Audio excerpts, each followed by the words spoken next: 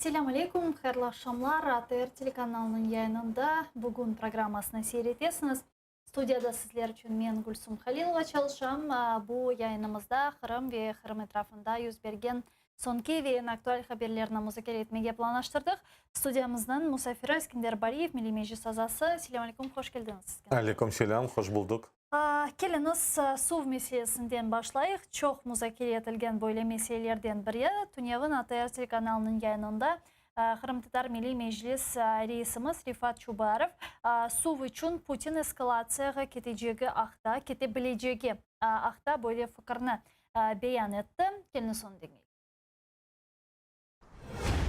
Недостаток воды в Крыму может послужить для Путина прикрытием для расширения агрессии против украинского государства.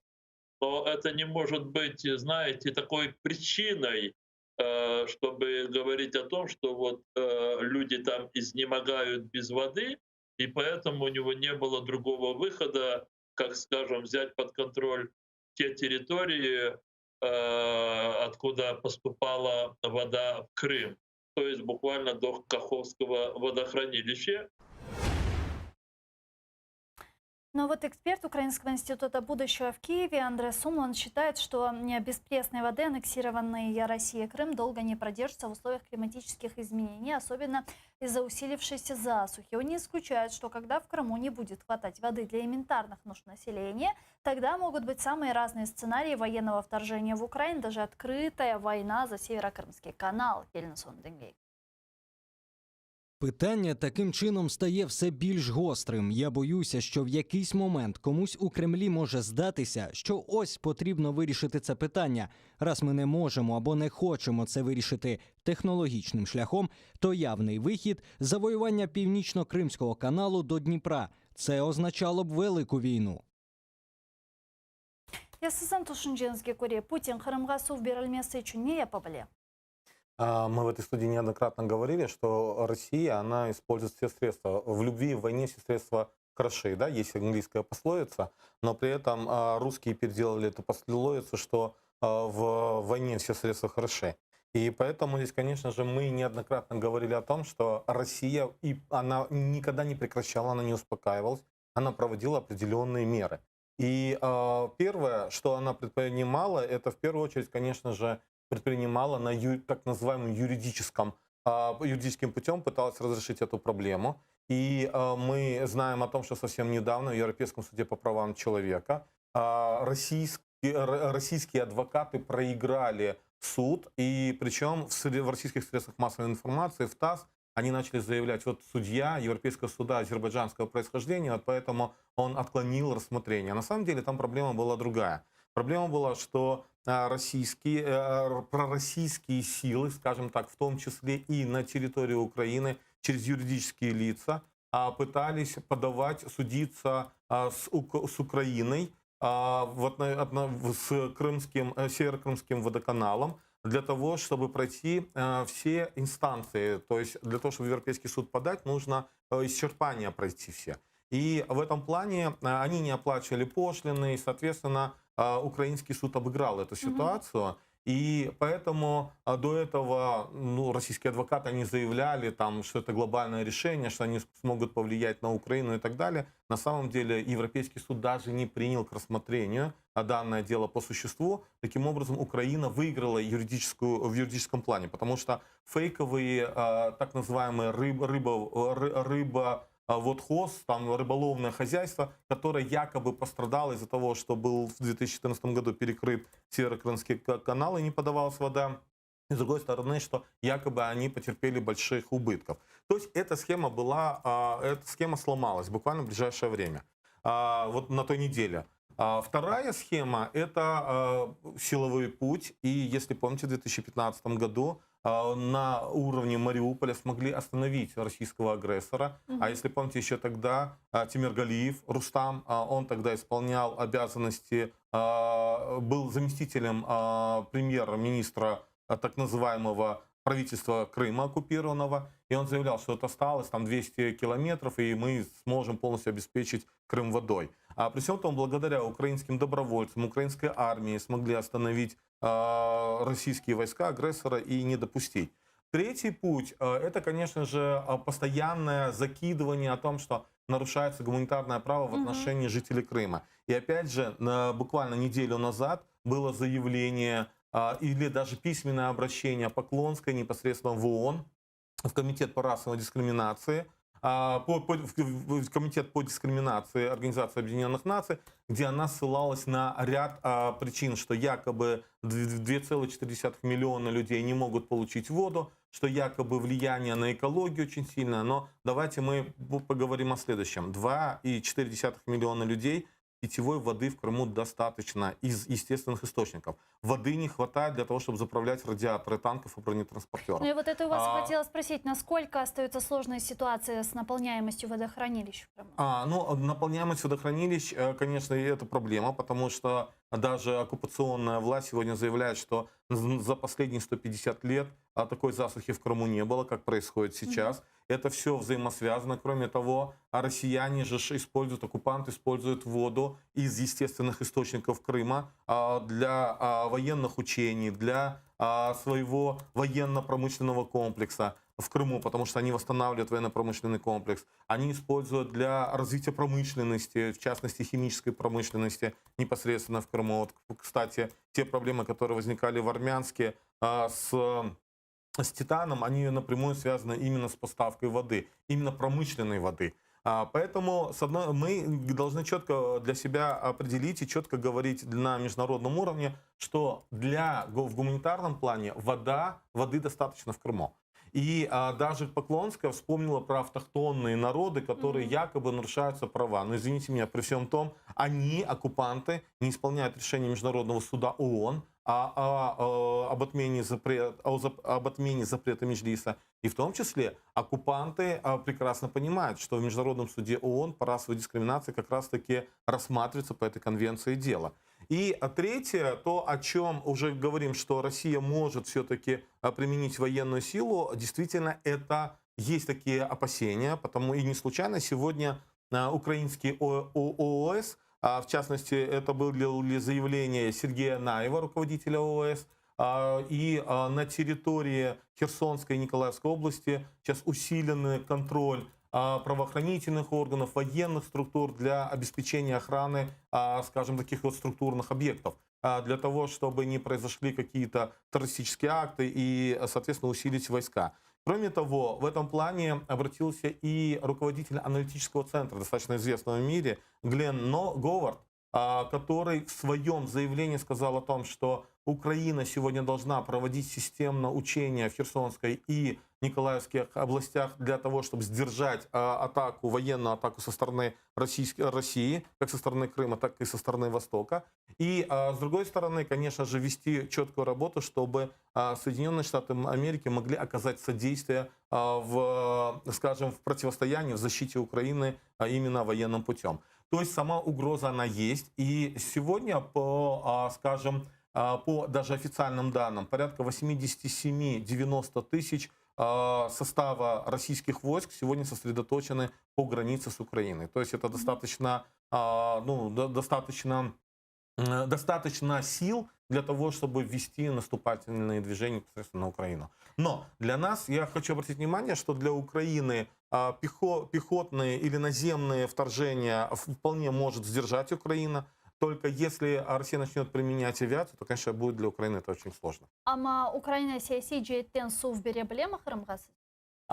Siz ko'ryapsizmi, so'nggi zaman çok hem milletvekili hem Ukraina hukumati çalışkan adamları biraz bu su meselelerini ko'taradilar yüksek seviyege. Aman onlar ko'taradilar ko'tarmaga bizlarga siyosiy mabuslarni serbest etmek uchun ya da anda bizim vatandaşlar yaşaylar, onlarga su kerak. Aman men bilesem bu biznes taraftan, evet Rusiya taraftan bir lobi yaparlar bizim Ukrayna içinde ve böyle praktik taraftan Rusya çok informasyon kampanyalar yaparlar ve evet onlarga su kerak. Эбет Бу оларга кымын гаилері мына Украинаның içerisinde bu seslendirilген Кырымга суу бермек истеги бу кимнин гаилері? Бу 5-ші колонна векиллеринден келген бойлы гаилер ма? Еда өкмөт аккатенде бу акта тушне насыл бак? Но эбет Украинада чох диверсион группалар, Русиян диверсион группалар var. Украинада чох bu Rus taraflar ya da bu разведка олар bu biraz, чтобы подчеркнуть, да, вот ситуацию в Украине, они не только, скажем, поднимают вопросы воды, которые их очень волнуют, но и в том числе провоцируют определенные ситуации. И, кстати, вот совсем недавно опять же ситуация, когда выкрали украинского солдата непосредственно на посту. И это действительно, это, я считаю, очень серьезный процесс, на который должна уделить внимание как СБУ, так и военная прокуратура, потому что почему солдат оказался безоружный, почему солдат оказался на посту один, и почему и откуда могла знать российская разведка о том, что он один и безоружный.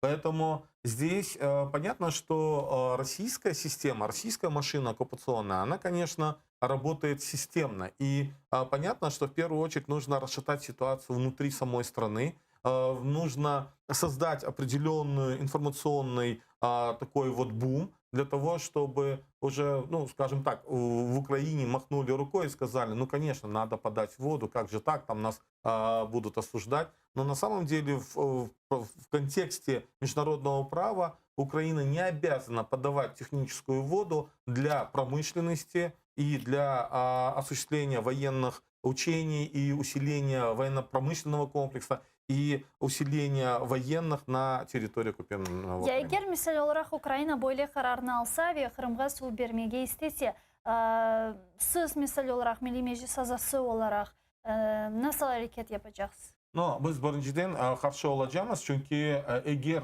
Ukrayna su verse Kırım'ı unutmak gerek olacak. Zaten ben biliyorum siz Ukrayna'da. karşı olacaksınız Çünkü, ama hareket nasıl olacak? No, birinchidan evet silahsız hareketlerini yapacağız. Çünkü biz bu memleketin biz vatandaşı olamiz. Onun için kanun boyunca evet silahsız aksiyalar yapacağız ya da anda varacağımız yol kapatmağa ya da bu kanalı kapatmağa çünkü anda hazır değil su vermek için çünkü bu Kuzey Kırım kanalını da anda там нужно провести ряд работ для того, чтобы расчистить территорию, для того, чтобы залить дно, забетонировать дно, потому что вода начнет расходиться по сторонам, потому что, по сути дела, уже дна нет у этого канала. И вот любые предпосылки подобных действий, они дают нам все основания для того, чтобы мы могли начинать конкретные действия, именно ненасильственных акций, с привлечением широкой украинской общественности, чтобы противостоять этому процессу. Как на территории Крыма, как на территории Киева, так и на территории рядом с Каховским водохранилищем и, соответственно, по всей Херсонской области. Сіз білесіз, бұл күнлері işgal етілген Қырымда махкемелер өткеріле. ТР телеканалының ел басшысы ве Бүтін Дүния Қырым Татарлар Конгрессінің вице-президенті Ленур Ислямовға қаршы işgalciler шымды сөзде махкемеде даваларын бақалар. Ве біз шымды жанлы бағда адвокат Алексей Ладин. Здравствуйте, Алексей. Добрый вечер. Добрый вечер. Сегодня в оккупационном суде прошло очередное судебное заседание. Расскажите о ходе судебного заседания, что сегодня было. Я знаю, что сегодня вы слушали свидетелей. Что они говорили, кто эти свидетели, есть ли у вас такая информация?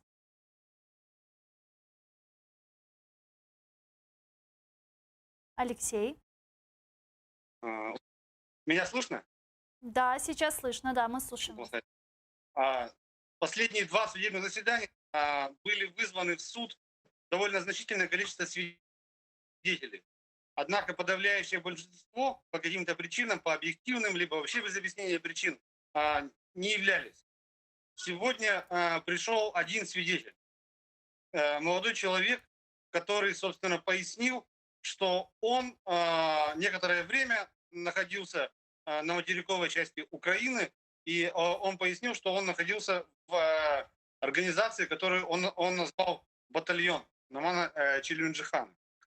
Однако он пояснил, что там было оружие, что этот батальон готовил смертников для похода на Крым, для совершения массы диверсий. Однако при конкретных вопросах он, собственно, ничего толком сказать не смог. Он не смог пояснить, дать утвердительный ответ, боевое это оружие или не боевое. Сам он стоял в каком-то карауле с пластмассовым автоматом, который стреляет пневматическими пульками. Его основными обязанностями были заниматься хозяйственной деятельностью, там, как он назвал, рыть окопы, траншеи, и чем, собственно, занимались и те другие люди, которые там присутствовали. И по версии обвинения, эта организация называлась незаконное вооруженное формирование. Однако, собственно, когда, я еще раз скажу, начал задавать ему конкретные вопросы, знает ли он такую организацию, как Аскер, он сказал нет. И я спросил, может ли это быть Аскером? Ну, в принципе, может быть. Да? Каких-то документов, свидетельствующих о том, что он был участником незаконного вооруженного формирования с пулеметами, с автоматами, он не представил. Каких-то вещественных доказательств в материалах уголовного дела нет. Просто слова о том, что были автоматы, были пулеметы, были гранаты, были мины. Ну, собственно, просто версия обвинения, которая фактически ничем не подтверждается. Мгм. А можете назвать, кто этот человек, фамилию, имя? Это вполне себе публичная информация. В настоящий момент я просто не помню, но я полагаю, что я просто публикую в своем фейсбуке отчеты по суду Ленура Ислямова. Мгм. Там я озвучу фамилию, имя и все остальное. Мгм. Ну вот вы сказали, что еще много свидетелей якобы, да, туда звали, но вот пришел всего лишь один. А что с остальными? Ну, по разным причинам. Кто-то написал, что болеет, кто-то у кого-то по неподтвержденной информации жена заболела коронавирусом, поэтому он самоизолировался. Но основная масса свидетелей по какой-то причине просто без объяснения причин не приходят в суд. Ну, у меня сложилось определенное ощущение, что люди просто не хотят лукавить и давать ложные показания в судебном заседании. Ну вот вы как адвокат, какие факты вот этого несостоятельности этого судебного заседания бы отметили? Слушайте, ну, судебные заседания у нас только начались, можно сказать, Ну рассмотрение пока, по да. существу. Мгм. Да. Но когда свидетель говорит о том, что да, я слышал, что батальон собирается совершать диверсии на территории Крыма, когда задаешь конкретные вопросы, от кого ты слышал, кто тебе сказал, где, при каких обстоятельствах, свидетель начинает тушеваться и говорить, ну я не помню, я не знаю, это было давно, собственно, никого назвать не могу. Из таких обстоятельств наличие так называемых секретных свидетелей. То есть лица, которые, возможно, будут давать конкретные показания, но, собственно, их личность не будет установлена защитой, и поэтому человек может говорить все, что угодно. Мгм. Вплоть до того, что этот секретный свидетель может быть на самом деле сотрудником ФСБ. Мгм. Спасибо большое. Алексей Ладин, адвокат, был с нами на прямой связи. Бізге ишғал етілген Қырымда ишғал махкемелерінің Ленур Ислямов или бағлы алып барған іште сөзде бұл давалары ақында тafsiyaтларына тариф етті. Не тушнес? Но в первую очередь однозначно оккупанты будут пытаться искать каких-то крайних в чем-то, но однозначно я, например, знаю организацию «Общественный Аскер», которая официально зарегистрирована в Украине, которая действует в рамках законодательства Украины. То, как по-разному могли называть и батальон Нумана Челебиджихана, и по-разному там или батальон Крым, или еще по-разному, это уже другой вопрос, когда могут, скажем, группу людей, которые объединились для того, чтобы проводить военно-патриотическое воспитание, можно назвать по-разному. Но при всем том, нигде, ни в реестрах, ни в регистрах, нигде нет такого батальона на имени Нумана Челебиджихана. Это во-первых.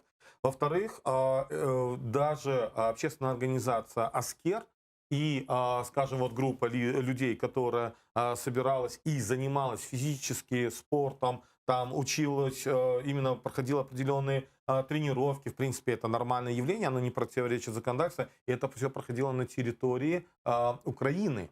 И здесь это в компетенции правоохранительных органов Украины, а не оккупационной власти. И поэтому, таким образом, оккупанты всячески пытаются изыскать возможность для того, чтобы, показать международному сообществу, что крымско-татарское национальное движение это не совсем не насильственное, таким образом повесить ярлык на нас, хотя крымско-татарское национальное движение, оно всегда было ненасильственным, оно этим славилось и, в принципе, благодаря этому имеет очень большой авторитет во всем мире. И Б, это, соответственно, найти новых жертв для того, чтобы обвинить людей, соответственно, посадить в тюрьмы и показать некую причастность. Ну и в-третьих, конечно же, телеканал АТР, все-таки это телеканал, который, на мой взгляд, является одним из первоисточников тех событий, которые происходят сегодня в Крыму. И не случайно оккупанты пытались избавиться от АТР непосредственно в Крыму в 2015 году. И сегодня, конечно же, они будут проводить все действия для того, чтобы дискредитировать руководителя телеканала АТР Ленора Ислямова. Бақныз, мына блокаданы хатırladık да, бұл мәселе etrafında да біраз лaf etmege ister едім.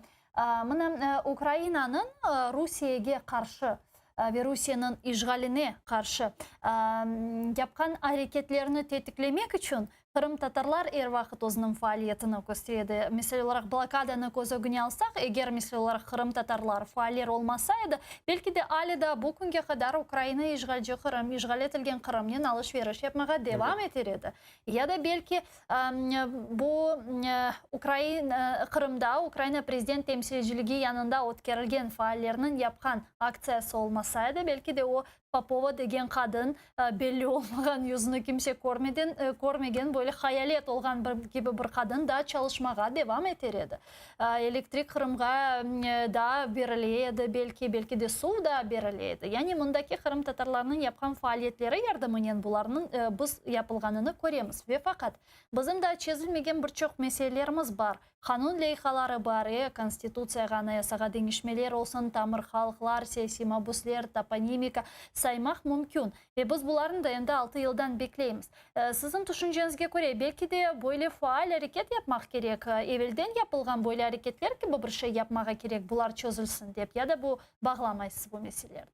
Однозначно можно связывать эти все мероприятия, потому что однозначно вот те действия, те, которые вы перечислили, это и блокада, это и то, чтобы действительно бездействие правительства президента Автономной Республики Крым все-таки превратилось в реальные действия. И, кстати, насколько я знаю, совсем недавно один из, в том числе, бывших представителей президента Борис Бабин выиграл суд, как раз-таки суд, по которому в рамках которого приостановилась выплата Попович из-за ее бездействия.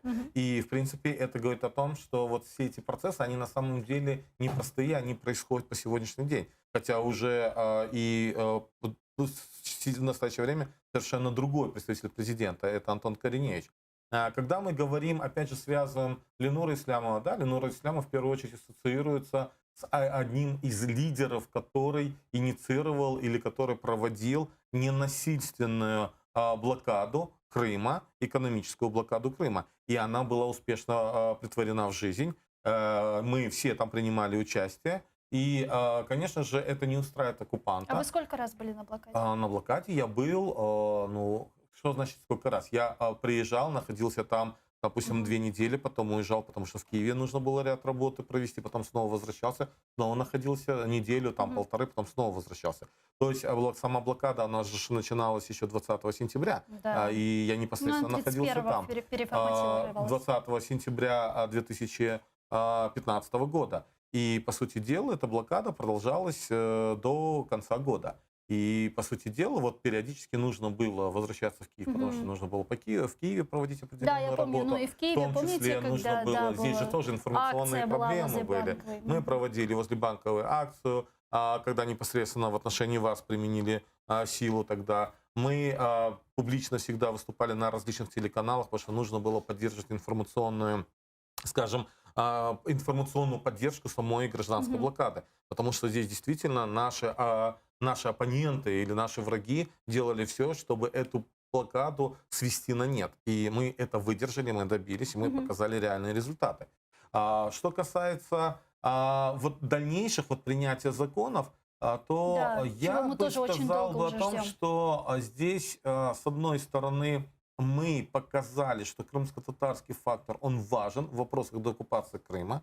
К сожалению, мы не видим, хотя мы неоднократно говорим, понимания самой политической элиты украинской, то, что нужно укреплять крымско-татарский фактор в этом вопросе, дабы усилить процессы деоккупации Крыма. И я всегда говорил, я публично говорю о том, что здесь нужно быть прагматиками. И в геополитике превалирует прагматизм. Поэтому мы, крымские татары, сегодня должны четко учитывать, что только с Украиной мы сможем реализовать наши коллективные права. С другой стороны, мы должны дать пас украинскому политическому истеблишменту, что только благодаря или только с помощью крымско-татарского фактора Украина сможет восстановить свою целостность в тех границах, которые были на 2014 год. И поэтому здесь вот должна быть работа. Понятно, что те политические процессы, меняются политические элиты, проходят выборы. В принципе, как бы само отношение в целом к крымско-татарскому вопросу или к крымско-татарскому фактору остается открытым. Но я не скажу, что оно негативное или меняется динамика негативная. Однозначно сказать нельзя. Потому что однозначно сегодня крымских татар поддерживает не только Турецкая республика, но и практически весь западный мир. И это достаточно сильный, я бы сказал бы так, аргумент или сильный козырь для крымско-татарского национального движения, чтобы максимально в короткие сроки добиться полного урегулирования вопросов реализации прав коренного народа на территории Украины. Ну, в максимально короткие сроки, когда вот мы говорим, да, вот вы сказали про наших западных партнеров, я просто слышу вопрос реализации прав крымско-татарского народа с момента провозглашения независимой Украины. Это уже 30 лет. 30 лет. 30 лет. И мы с Эльмига Умеровым недавно в студии тоже обговаривали эту тему. Мы говорили, что каждый президент, который приходил, за исключением Януковича, проходил такую некую градацию понимание, что такое крымско-татарский народ, понимание, зачем нужна крымско-татарская национальная территориальная автономия, зачем нужно внесение изменений в Конституцию Украины, потом признание, создание там рабочей группы, имитация деятельности, потом уже подходит конец его каденции, он хочет что-то сделать, каденция заканчивается, и он говорит: как жаль, что я не успел это сделать. Это Кучма, Кравчук, Ющенко, Порошенко. Но ведь еще 30 лет у нас нет. В том-то и дело. В том-то и дело. И я думаю, здесь мы должны, опять же, выстраивать более четкую стратегию, я имею в виду представительный орган крымско-татарского народа в этих вопросах. Ведь на самом деле, когда есть четкая стратегия, то мы должны были в том числе и понимать, что после Порошенко может быть кто-то другой. И насколько он будет понимать крымско-татарскую проблему. Единственное, я сейчас скажу, что вот за вот эти 5 лет, вот после, даже вот 6 лет, да, у нас как произошла оккупация, мы добились ряд таких вот серьезных вещей, на мой взгляд, которые являются хорошими аргументами для дальнейшей реализации этих прав. То есть признание депортации геноцидом. Постанова Верховной Рады Украины – это нормативно-правовой акт. И некоторые умники пишут в Фейсбуке о том, что якобы это не закон. Как и закон, так и постановление – это нормативно-правовой акт. Для работы на международном уровне и для определения или демонстрации позиции государства в этом вопросе, вопрос этот решен. Другой вопрос, что сейчас на уровне процессуальном, на уровне судебного и расследования прокуратуры этот процесс затянулся, и поэтому мы со своей стороны будем дальше делать все, чтобы это все было реализовано. Далее, когда мы говорим о признании не признании депортации, а о восстановлении прав лиц, депортированных по национальному признаку, в 2014 году был принят этот закон, который мы ждали очень много лет. Теперь, когда мы говорим конкретно о национально-территориальной автономии, я считаю, что есть уже позитивный процесс, когда Меджлис крымско-татарского народа, он признан официально. Другой вопрос, не урегулирован законодательно. Крымско-татарский народ, он признан официально коренным народом. И сегодня практически уже это стало уже нормальным пониманием украинского общества и украинского политикума. И мы все меньше и меньше видим таких негативных казусов в этом вопросе. Поэтому сегодня нам нужно действовать поэтапно. В первую очередь, понятно, не нужно... конечно, самое важное — это изменения в Конституции, конституционные изменения. Но мы понимаем, что сам процесс этот намного сложнее, нежели процесс принятия закона. Поэтому я считаю, что в ближайшее время наша задача, чтобы как можно быстрее был принят закон о коренных народах. Когда будет принят закон о коренных народах, то, соответственно, это откроется путь для того, чтобы мы более, более конкретно и предметно могли продвигать вопрос 10 раздела Конституции. Потому что после принятия закона о коренных народах Украины будут еще вноситься изменения в ряд законов Украины, законодательных актах. Это и бюджетный кодекс, это и налоговый кодекс, это и закон об объединении граждан, и ряд других, я не буду перечислять все законы. У Зеленского есть желание вносить изменения в Конституцию? Если вот он должен... здесь- Насколько я знаю, что законопроект в Верховную Раду должен внести либо президент, либо народные депутаты. Да, вот И многие слуги народа, которые приходят в нашу студию, мы, естественно, задаем этот вопрос, будете ли вы голосовать за внесение изменений в Конституцию. Они говорят, в случае, если Зеленский внесет законопроект в Верховную Раду, мы поддержим. То есть это можно понять так. Сейчас они ждут просто решения Зеленского. А теперь смотрите, ошибка нашего национального движения в том, что мы вечно ждем от кого-то, кто как-то что-то решит. И вся проблема в том, что, да, вот, допустим, тот же Петр Алексеевич Порошенко, на 18 мая он даже несколько раз оговаривался, или на день, скажем, соборности он оговаривался, что никаких особых статусов не будет, или говорил о культурной автономии. Помните, да, это можно поднять, в архивах все это есть. С другой стороны, на 18 мая уже сейчас Петр Алексеевич активно организовывает или участвует в автопробеге в поддержку крымско-татарского народа. Но вот именно на законодательном уровне этот вопрос не был урегулирован. На мой взгляд, здесь есть следующие пути. С одной стороны, нужно работать непосредственно с президентом, потому что у него есть законодательная инициатива. Но представьте, когда вы просите и говорите президенту: ну ты возьми, подготовь закон и зарегистрируй от себя. Другой вопрос, когда есть у нас депутаты Верховной Рады Украины, которые непосредственно необходимо работать с депутатами различных фракций, и когда собираются подписи уже порядка 150 депутатов под определенным законом, да даже не 150, пусть будет 80, или 90, или 70, то это серьезный аргумент для того же президента, что говорить о том, что вот, пожалуйста, у нас есть такое-то количество голосов, есть такое-то количество поддерживающих, и если ты готов участвовать в этом процессе, то и стать исторической личностью в Украине, и в частности в истории крымско-татарского народа, то будь добр, давай активизируй этот процесс. А с нардепами ведутся сейчас переговоры? Но дело в том, что у нас есть 3 депутата народных. И понятно, что это сама парламентская процедура, она и заключается в том, что должны быть постоянные коммуникации между депутатами. Должны постоянные разъяснения к депутатам для того, чтобы они понимали, насколько это важно. И поэтому я считаю, что ту законодательную инициативу, я сейчас не говорю даже о 10 разделе, я говорю хотя бы о законе о коренных народах. И когда есть уже, это и называются процессы адвокатирования этого законопроекта. Кроме того, мы со своей стороны, но здесь должна быть воля государства Украины, будь то это комитет Верховной Рады, будь то это представительство президента, будь то это там Министерство по реинтеграции, когда или Минкультуры, когда происходит инициатива, или Министерство иностранных дел Украины, когда происходит инициатива, мы можем привлечь экспертный механизм по правам коренных народов, который может дать экспертную оценку тому законопроекту, который сегодня существует.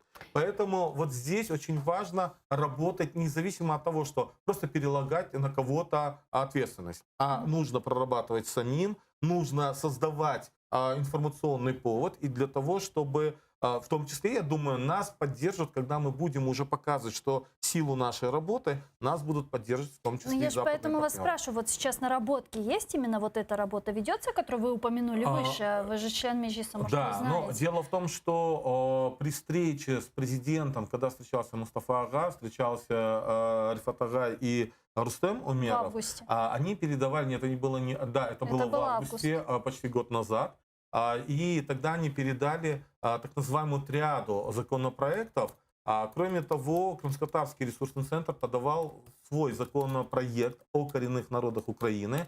Причем это более комплексный проект, который предусматривает непосредственно все вот эти вот процессы.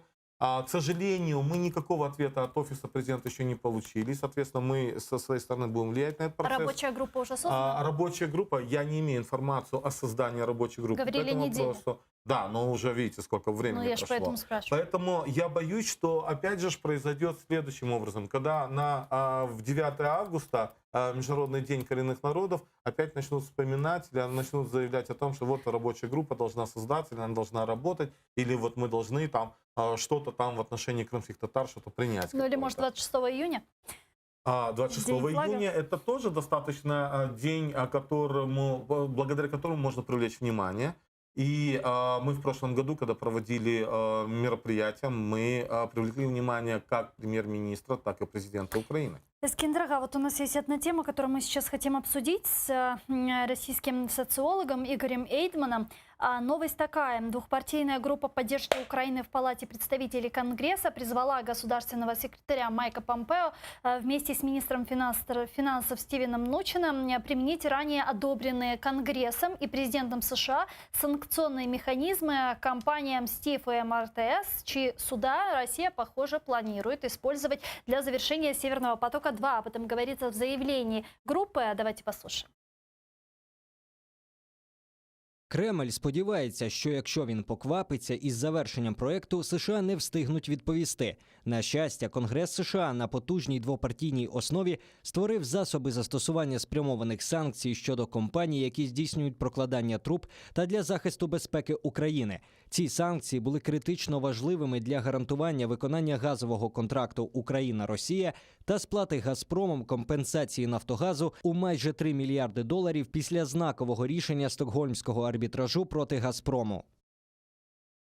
Игорь Эйдман с нами сейчас на прямой связи. Здравствуйте. Здравствуйте. Здравствуйте, да. Ну вот как вы считаете, ранее одобренные Конгрессом и президентом Соединенных Штатов Америки санкционные механизмы в отношении таких компаний, как Стив и МРТС, чьи суда, похоже, Россия хочет использовать для завершения строительства Северного потока, делает ли фактически невозможным завершение этого строительства? В случае, если эти санкции будут введены. Ну, невозможно, это, конечно, сильно сказано, но вообще американские санкции уже отсрочили реализацию, по крайней мере, затруднили реализацию этого проекта. Тем более и в Германии идут по этому поводу дискуссии определенные, несмотря на явно выраженное намерение все-таки властей его реализовать. Я думаю, что и вот последующие меры, они еще усложнят реализацию проекта. И тем более, вообще хочу сказать, что его как бы экономический, коммерческий смысл становится все более и более сомнительным. Цены на энергоносители сильно упали, они, правда, сейчас немного подниматься, но, тем не менее, все равно не достигли прежнего уровня. Надо сказать, что в Германии сейчас растет, продолжает расти доля в энергетическом балансе страны возобновляемых источников энергии, которых уже больше половины. И, собственно, я не могу предположить, что к моменту теоретически, да, когда этот проект бы мог быть реализован, он просто вообще потеряет экономический смысл для России, ну и для Германии, естественно. Угу. Но смогут ли, как вы думаете, вот немецкие компании пожертвовать своими связями с Соединенными Штатами Америки и предпочесть сотрудничество с «Газпромом»? Нет, это практически невозможно. Как уже показал первый этап санкций, немецкие компании, конечно же, американские санкции боятся, для них это критично, попасть под американские санкции. Никто на это не пойдет. Но что придумают Россия, да, и связанные с ними немецкие какие-то их партнеры, да, мы сейчас не можем оценить. Я думаю, что-то они попытаются придумать, как-то обойти все эти санкции, как-то их нейтрализовать. Я не знаю пока точного ответа на этот вопрос. Но очевидно, что это будет проблема, конечно, если эти санкции будут приняты. Ведь есть момент, что все-таки и в Штатах есть достаточно мощное лобби против каких бы то ни было санкций против России.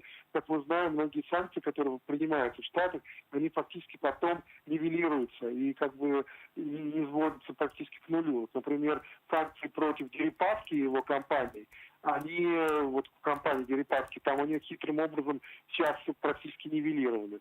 И поэтому, конечно, Россия и российские олигархи будут как-то, Газпром как-то крутиться и пытаться это все нейтрализовать. Но это будет, конечно, очень непросто.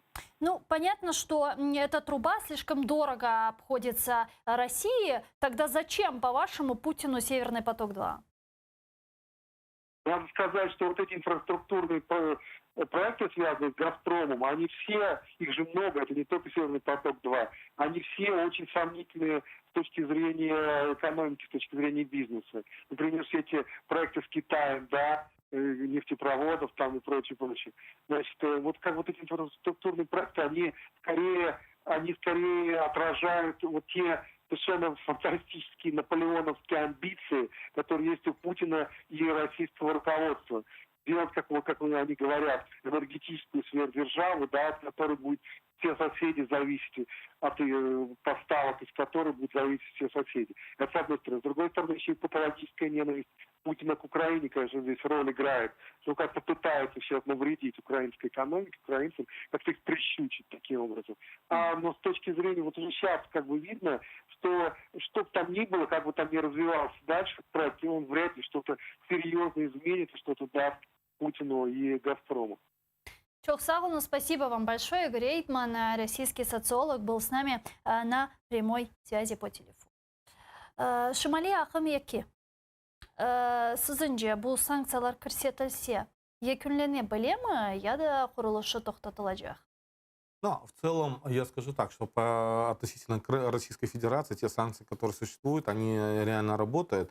Что касается проектов российских, именно Южный поток, мы знаем, да, Северный поток, я полностью согласен с тем, что в первую очередь они направлены на то, чтобы максимально разгрузить или не пользоваться газотранспортной системой Украины, которая как раз-таки и является одним из источников дохода в бюджет Украины. С другой стороны, дабы, когда с геостратегической точки зрения или даже с точки зрения военной, да, если газотранспортная система Украины уже будет не нужна Российской Федерации, то она очень легко может воспользоваться и военным путем, вот как раз-таки военной агрессии в отношении Украины. Поэтому сегодняшняя газотранспортная система Украины, она в том числе является сдерживающим фактором для Российской Федерации в вопросах агрессии против Украины. Ну и я согласен с тем, что действительно сейчас вот эти вот все процессы, вот пандемия в какой-то степени она играет на руку. Ну и пандемия-то проходит, но репрессии остаются, и та политика остается. И кроме того, еще один есть фактор. Фактор, когда вот с помощью вот таких глобальных инфраструктурных строительств, в том числе вот эти чиновники, они зарабатывают огромные деньги, потому что финансирование идет в том числе из федерального бюджета. И мы знаем, что страна Россия — это коррумпированная страна, и через именно вот строительные такие проекты они зарабатывают огромные деньги. Но что касается Северного потока, я все-таки считаю, конечно, этот процесс будет дальше продвигаться, но я считаю, что американские санкции, они достаточно сильные, и любая себя уважающая фирма, ведь этот проект может завтра, послезавтра закончиться, а репутация у фирмы остается негативная. И, соответственно, с этой фирмой потом в будущем никто работать не будет. И поэтому я думаю, что должны быть результаты от санкционной политики США. Туневын АТР телеканалының yayınında Кырым-Татар Милли Мәжлис рейсіміздің муавины Нариман Бейджилял чықышта болындыған еді, ве оның айтқанына көре, бұл қанунсыз референдумда, ишғал етілген Қырымда өткерілежек қанунсыз референдумда, АНС-ға деңішмелеріле бағылы, Қырым-татарлар іштирак етмейжек екен, келіні соны Что касается крымских татар, то на протяжении уже вот 6 лет, с 2014 года, в принципе, всем абсолютно стало ясно, что крымские татары в большинстве своем игнорируют подобные избирательные кампании, голосования и так далее. Я напомню, что после выборов президента России, которые незаконно были проведены и в Крыму, тут собрались местные эксперты во главе с господином Йоффе и так далее, которые публично, экспертно, с цифрами признались, что им не удалось вытянуть крымских татар на избирательные участки за небольшим там процентов, опять-таки, среди которых больше половины, я убежден, люди, которые вынуждены были пойти по тем или иным причинам на избирательные участки, хотя и были, конечно же, и те, кто там, я не знаю, с каких-то личных побуждений или в каком-то там угаре и дурмане все-таки пошли. 1 июля либо Да, планируют 1 июля проводить данный референдум. Любые политические процессы, будь то это референдумы, будь то это выборы и так далее, и участие крымско-татарского народа, активное участие в этих процессах, это легитимизирует оккупацию Российской Федерации Крыма. И поэтому за то, что наши соотечественники не будут участвовать в подобных мероприятиях, за это нет никакой уголовной ответственности. Но если те люди, которые наши соотечественники, которые пойдут и будут принимать участие, они будут способствовать тем действиям, незаконным действиям, которые совершает Российская Федерация на территории нашей Родины. И таким образом они будут легитимизировать в том числе те аресты, те обыски, те, скажем, заключения наших соотечественников. И я думаю, прежде чем идти на выборы, нашим соотечественникам я бы рекомендовал бы еще раз задуматься о том, как мы потом будем смотреть тем более 180 детям, родители которых сегодня, отцы которых находятся в тюрьмах. Ama bazıları айтады, мына biz барырмыз, ama каршы рей берерміз. Нет, здесь дело в том, что нам нужно само участие, вот если даже голосовать против, это показывает само участие в этом процессе, легитимизацию этого процесса. Мы ценны тем всему мировому сообществу, что у нас есть принципиальная позиция. И принципиальная позиция бойкотирования, или даже правильнее было бы сказать игнорирования таких процессов, это говорит о том, что есть позиция целого народа. И даже если какие-то единицы или десятки пойдут, это, скажем, те люди, которые просто не видят в перспективу в политическом процессе нашего народа. Потому что если мы хотим сохраниться, если мы хотим дальше развиваться, если мы хотим быть субъектами процессов, то, соответственно, мы должны четко показывать свою позицию, демонстрировать. И это очень важно. Çok sağ olunuz Eskender ağa. Sağ olunuz studiyamızga kelgeniz üçün. Kırım Tatar Milli Meclis azası, Kırım Tatar Resurs Merkezi'nin yol başçısı Eskender Baliyev studiyamızda musafir edi. Saygılar arkadaşlar, biz ise bu bölükni yekunlemek mecburiyetindemiz. ATR telekanalının yayınını Zaman informasyon programması devam etti. Seyretiniz ko'rishguncha, sonra bu studiyaga qaytib, so'nggi aktual xabarlarni muzokara etmege devam etjekmiz. Ko'rishguncha.